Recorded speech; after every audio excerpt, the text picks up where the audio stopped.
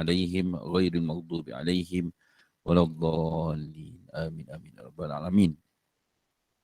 Okey, sebelum saya mulakan kelas saya pada hari ini, pada pagi ini, 13 bulan 10, 2021, saya minta tolong bagi sedikit maklum balas bagaimana dengan suaranya, bagaimana dengan videonya, adakah ianya jelas ataupun tidak? Jelas. Jelas, alhamdulillah, terima kasih. Okey, so untuk hari ini kita akan sambung kelas kita, topik yang ketujuh, topik yang terakhir. Ada beberapa slide saja lagi. Ada beberapa slide saja lagi untuk kita habiskan, untuk kita habiskan topik ataupun silibus bagi subjek ini. Okay. So anda semua macam mana? Okey ke semua? Hello. Hello. Ya. Yeah. Okay. Okey, alhamdulillah kalau okey. Sebab semua diam je kan. Tapi kenapa tak ramai hari ni hari? Ada 28 je ni. Mana yang lain ah?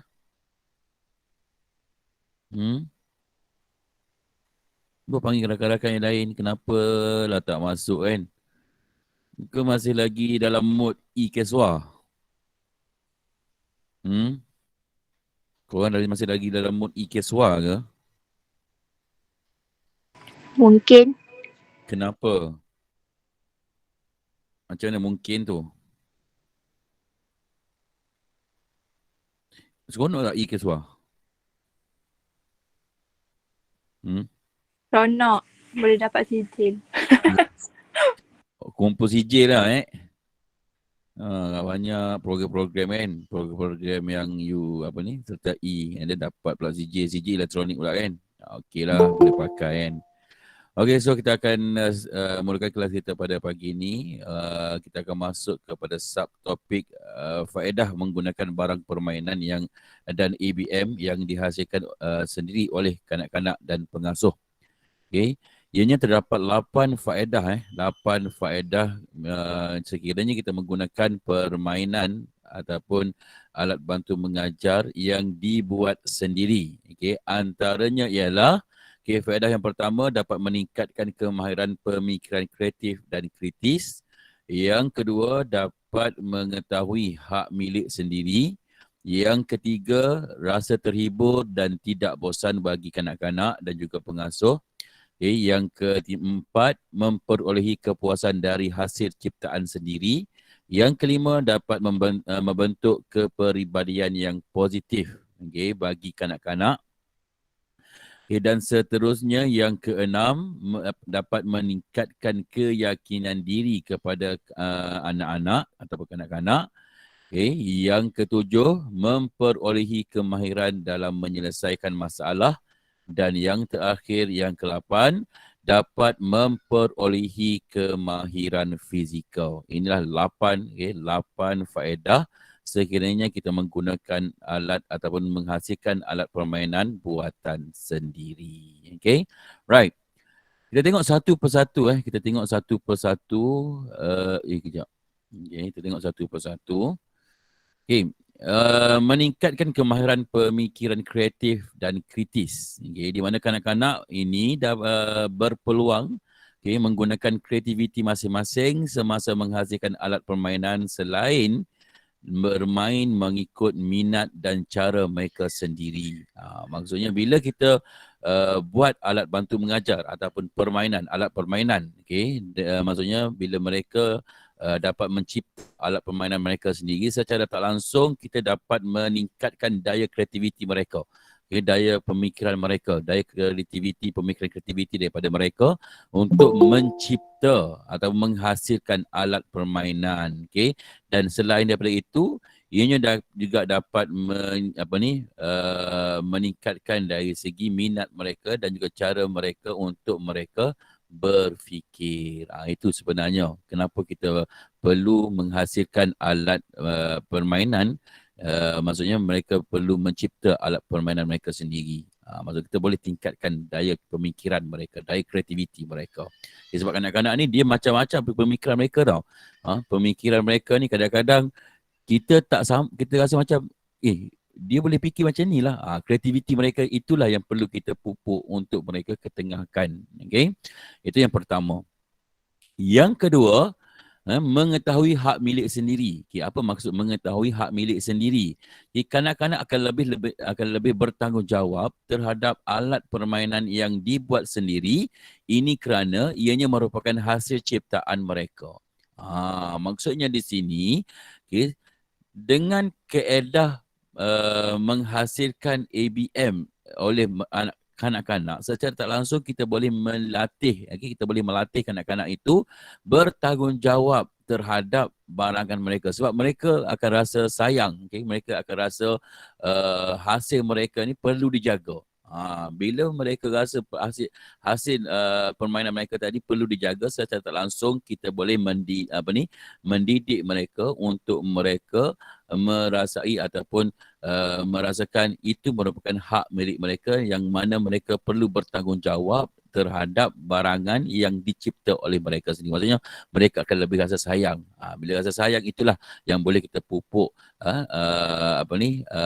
perasaan bertanggungjawab terhadap sesuatu perkara. Okay?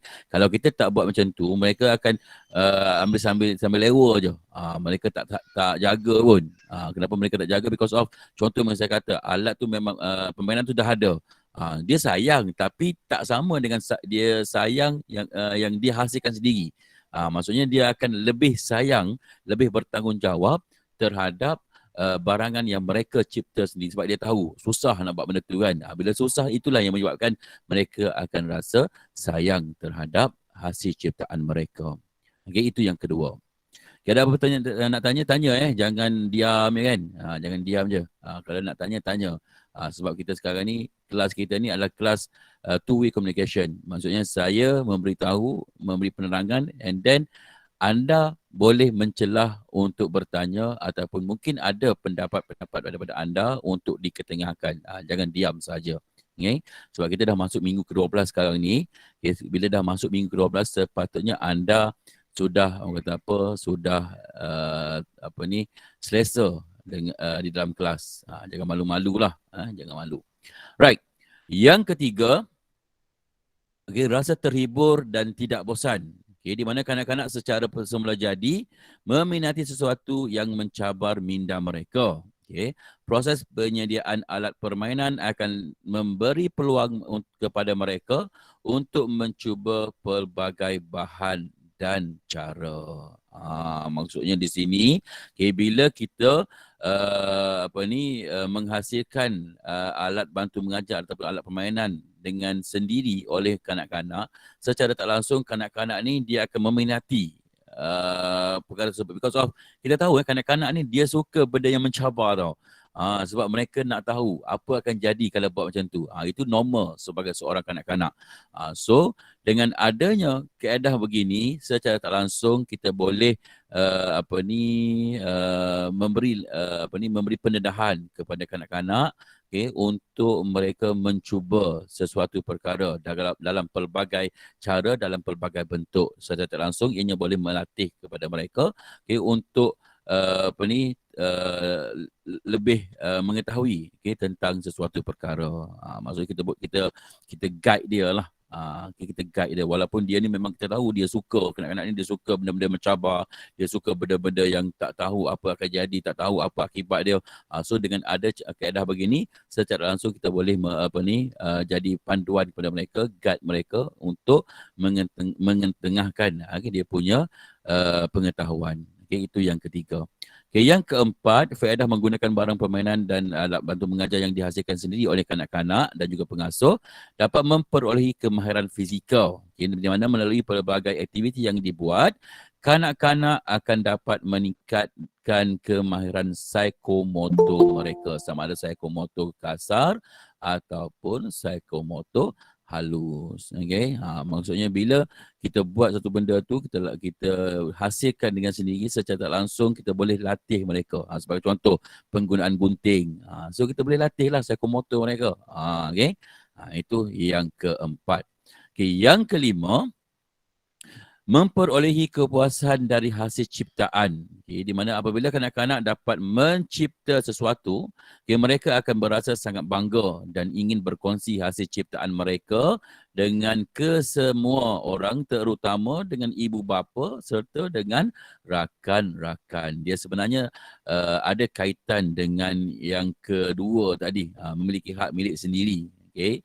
Di mana apabila mereka boleh menghasilkan sesuatu tu, mulalah mereka nak berkongsi. Maksudnya kita boleh memberi meningkatkan semangat mereka ataupun boleh membantu mereka untuk mereka membangga-banggakan diri dia. Sebab kanak-kanak ni bila dia dapat membangga-banggakan diri dia, itu boleh memberi semangat kepada mereka untuk berhadapan dengan orang. Maksud dia semangat, dia tak malu lah.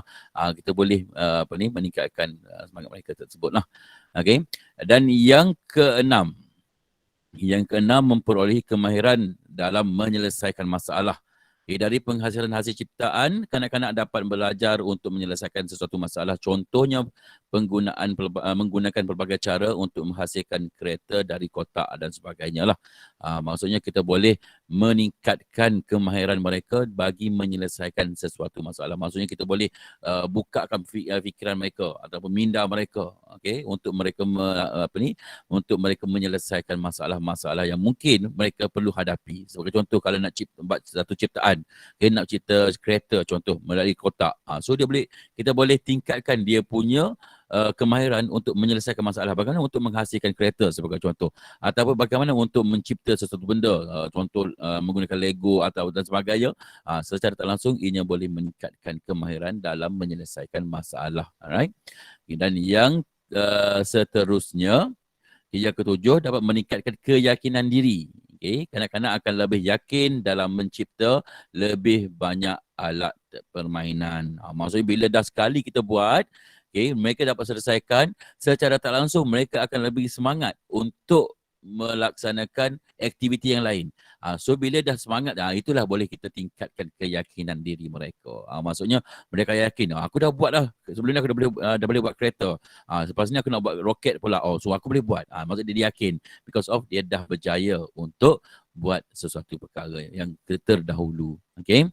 Dan yang ke-8, yang terakhir, membentuk kepribadian yang positif. Okay. Kepribadian yang positif ialah kanak-kanak memerlukan rangsangan dan sokongan sekiranya ingin dibentuk sebagai seorang yang berfikiran positif. Sebab kita tahu okay, kanak-kanak ni dia kena ada orang yang rangsang dia. Dia kena ada orang yang sokong dia, okay, untuk mereka menjadi seorang yang berfikiran positif. Jadi kita sebagai pengasuh, okay, perlu bantu mereka. Kita sebagai pengasuh ataupun kita ni sebagai guru, kita perlu bantu mereka untuk mereka lebih berfikiran positif. So bagaimana caranya? Salah satu caranya ialah dengan kita memberi kebebasan kepada mereka untuk menghasilkan sesuatu perkara.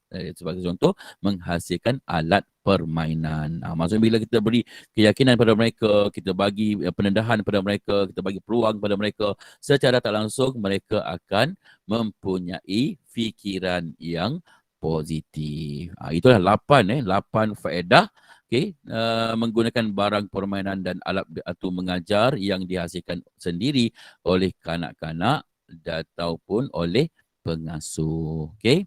Now, seterusnya kita lihat kepada faktor yang perlu diambil kira semasa memilih dan menyediakan barang permainan. Okay, ianya terdapat 6 faktor yang perlu kita titik beratkan, yang perlu kita ambil kira.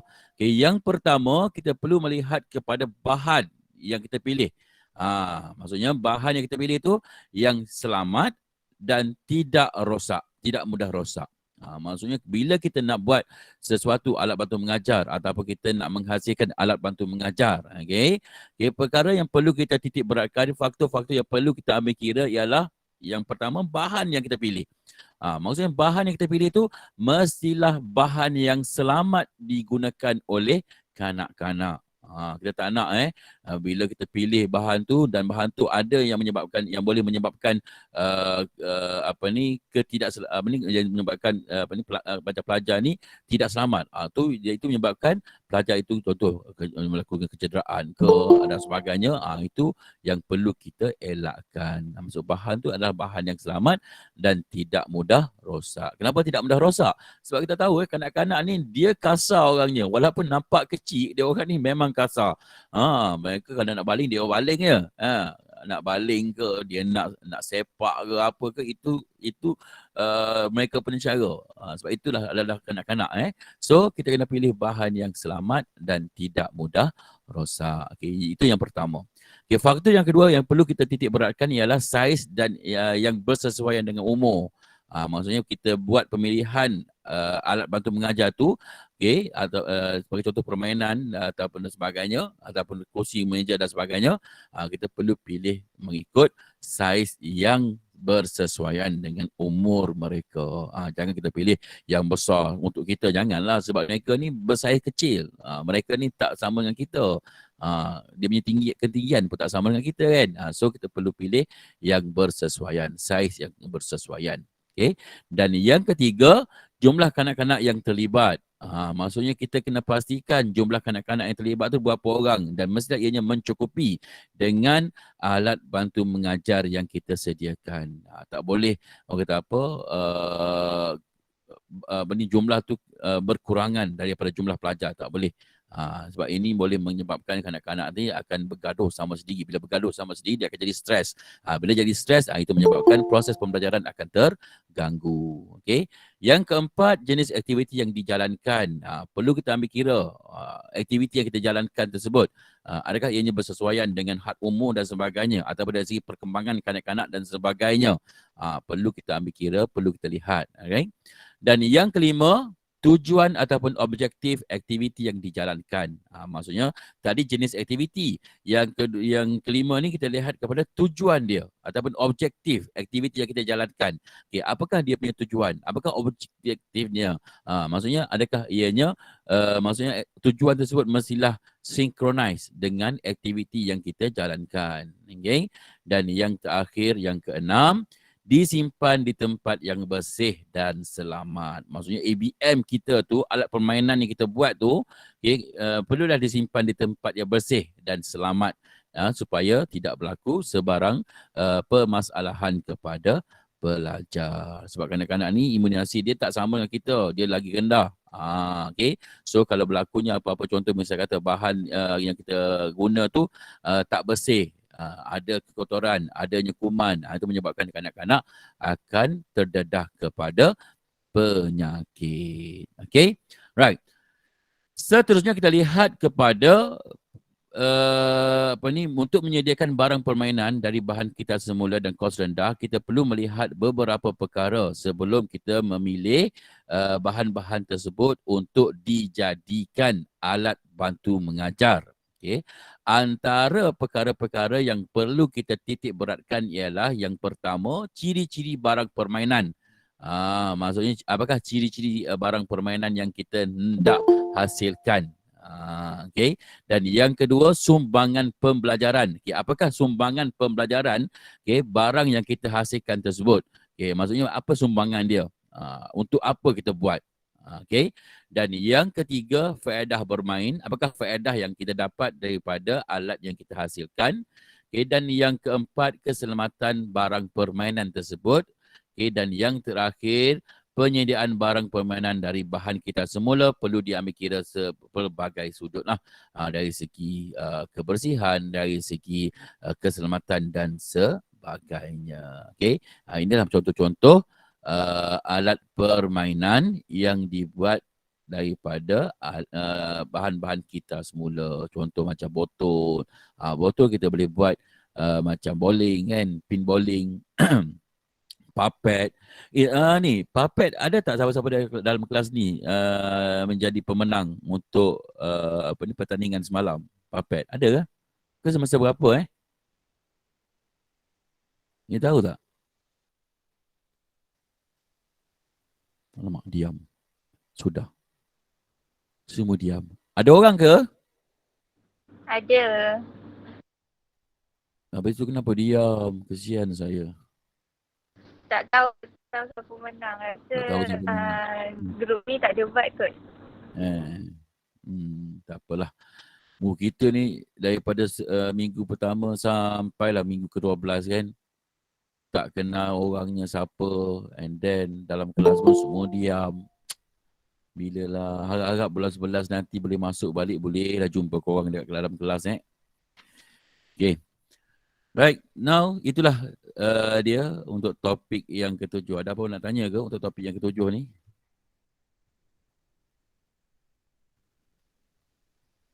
Ras? Tak ada. Aduh. Korang ni semester berapa? 4. Okay. So nanti bulan 11 nanti boleh masuk college lah? Tak apalah. Semester 4 dah kena cari rumah sewa kan? Tak ada asrama disediakan kan? Kena cari. Ya. Okay. Kalau tak ada apa-apa soalan, itu sajalah untuk hari ini. Nanti saya akan berikan soalan tutorial topik 7. Okay, untuk korang buat lah. Sekejap, ada tak sini?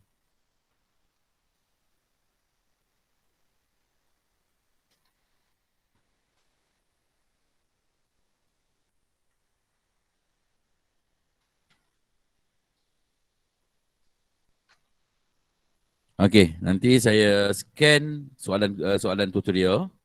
Okay, and then saya akan masukkan dalam OLS. Nanti you buat lah. Boleh kelas Boleh. Boleh.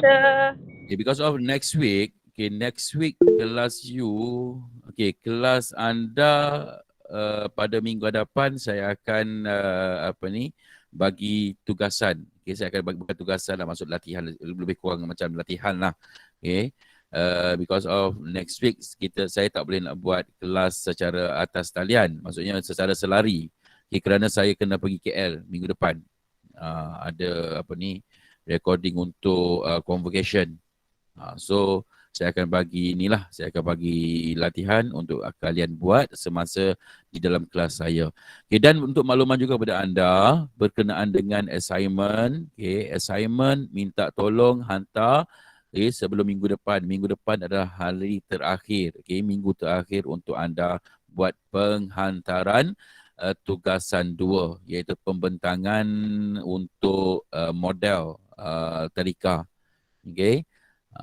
And then itulah kena hantar secara group lah. Dia senang je untuk buat record ni. Caranya ialah yang lagi mudah, anda guna Google Meet. Guna Google Meet, you boleh present dan you boleh record, and then file tu you hantar. Boleh?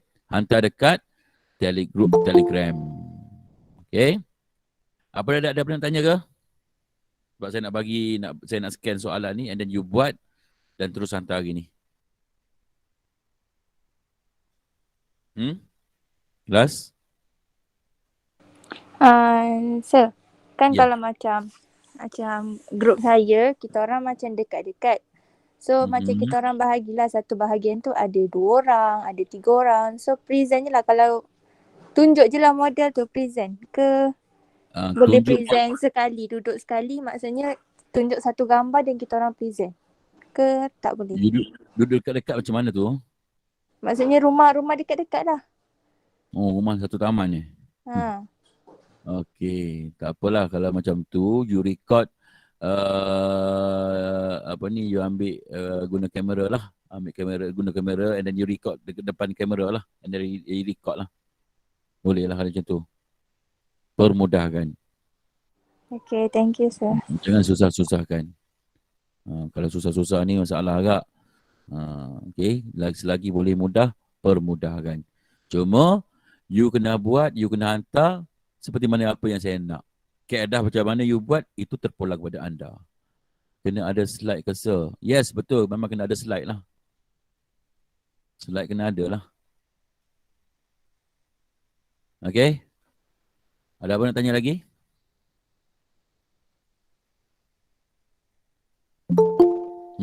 Ada lagi baru masuk. Tapi masih lagi tak penuh juga. 38 orang je. Tak apalah. Yang keluar masuk tu nanti hopefully you tonton balik video ni yang saya upload dekat Oles. Okay, ada apa nak tanya lagi? Sir, Ya. kan saya kata lagi saya nak bagi soalan kan. Uh-uh. Sampai pukul berapa ya kena hantar? Kenapa ya? Sebab saya kat kampung jadi line selalu no service. Ini pun saya keluar kejap. Ya. Alamak, kesiannya. Itulah sir. Okay, tak apalah. Kalau you boleh hantar terus boleh juga, tak ada masalah. Okay, saya cuba kalau ada line. Kalau tak, saya hantar lambat sikit sir. Tak maaf. Janganlah lambat sikit tu sikit banyak tau. Okay. Okay, tak ada masalah. Tak adalah, tak adalah kena hantar hari ni. Mungkin hantar sebelum besok ke. Tak ada masalah lah. Sebab ni latihan anda saja. Boleh. Okay? Terima kasih. Okay, ada apa tanya lagi? Orang lain diam ini yang aku nak baca nama ni. Nak baca nama saja, nak tengok orang ni ada tak kan. Okay, saya nak panggil nama Wan Nur Hizlin. Wan Nur Hizlin. Ada orang ke? Sahut. Wan Nur Hizlin. Ada ke? Ya, saya. Okay. Saya. Tak apa. Saya nak you sahut Ada, je sir, sebab ada. saya nak tahu you ada. Ada. Okay, ada tak apa. Okay, Sarlini Jailani. Ya, sir, saya. Ada. Bagus. Okay, Sharifah Nur Alisa. Saja nak panggil ni. Sharifah Nur Alisha ada? Sharifah Nur Alisha 1. Sharifah Nur Alisha 2. Sharifah Nur Alisha 3. Yilik naik babujil. Ya. Saya rasa line dia tak ada lah sebab dia dekat kampung sekarang. Dia dekat kampung sekarang? Line dia satu bar je. Saya message dia pun biasa tak masuk sangat. Ya. Okay. Backup baik punya. Tak. Saya ada Azlin. Okay. Rashidah ni sebelum nama dia atas Sharifah. Sebelum sampai nama dia tu dia dah backup Sharifah dan saya tak langsung saya tahu dia ada. Rashidah tu ada. Okay, tak apalah. Tak apalah yang lain saya tak panggil lah. Saya just saja je nak panggil nama ni. Tapi saya ni sebenarnya bukan nak jenisnya panggil nama. Okay. Sebab saya tahu walaupun korang ni ada depan ni nampak ada tapi tuannya tak ada, itu wallahualam, itu terpulang kepada anda. Tapi saya tahu anda semua adalah orang yang hebat, anda semua adalah pelajar yang bagus. Dia tak akan buat perkara-perkara yang tidak yang salah di mata saya. Okay. Alright, so sebenarnya kelas hari ni tak panjang sangat tau. 1 jam pun tak sampai ni. Okay. Because of kita nak habiskan syllabus saja. Okay, saya nak habiskan syllabus saja. Dan syllabus pun kita dah habis dah. Okay, tapi bermula pada minggu hadapan. Okay, minggu hadapan.